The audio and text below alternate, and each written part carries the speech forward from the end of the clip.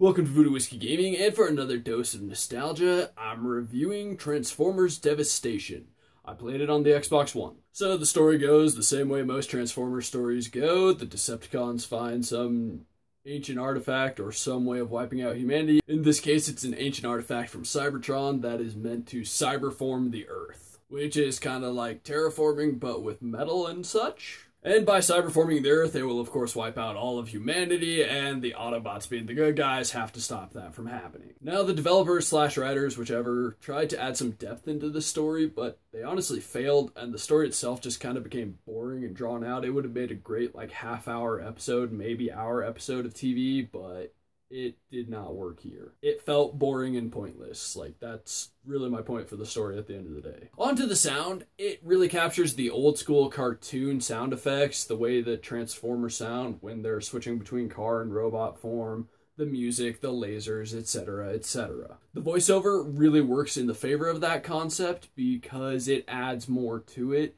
It feels like the old school stuff. All the Transformers you know and love are there, and they did a great job recreating those voices. I don't know if they got the same voice actors, but they did an awesome job with it all the same. As for the gameplay and controls, well, that's another story. The game itself is a hack and slash third-person shooter, and it does pretty well at that.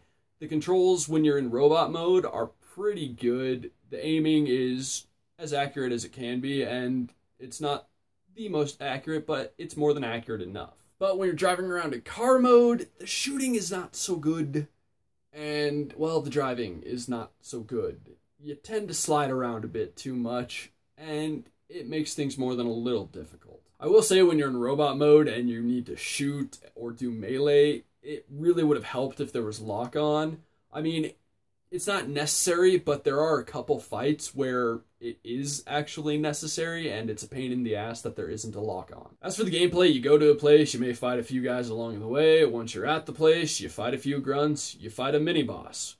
And then you do that a few more times until you find the actual boss. And then you repeat the whole process over and over and over. And since you repeated it over and over, it got really boring. They didn't really do a lot to mix it up, and there were some side missions that I just kind of skipped because guess what? They were more of the same thing. Now, admittedly, they did try to mix it up a little bit with a couple of sections. One where you're doing like a side-scrolling driving shooter portion, and, you know, it was okay. Then there was another portion where it became like a top-down twin-stick shooter, and, you know, that was okay as well, but neither of those really added anything, so I do think that those two sections were meant to be like a throwback to old school gaming, but like I said, didn't really add anything. Now, you can play through as multiple characters, and you can find multiple weapons for each character.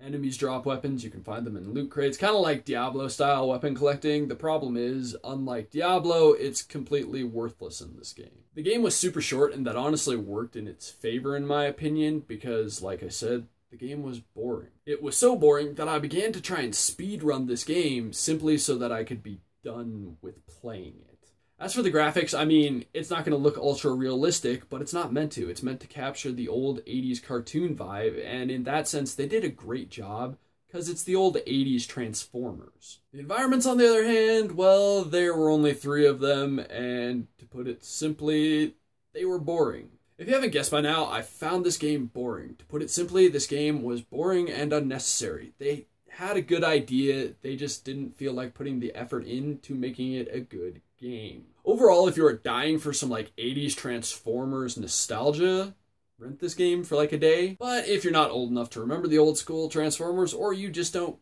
care about Transformers, well, feel free to skip this game. Your life will be no less complete. So in the comments below, why don't you let me know who your favorite Transformer is, or if you even like Transformers. Thanks for watching, and if you enjoyed the video, please hit that like button, and if you like what I'm doing in general, subscribe. Have a good one.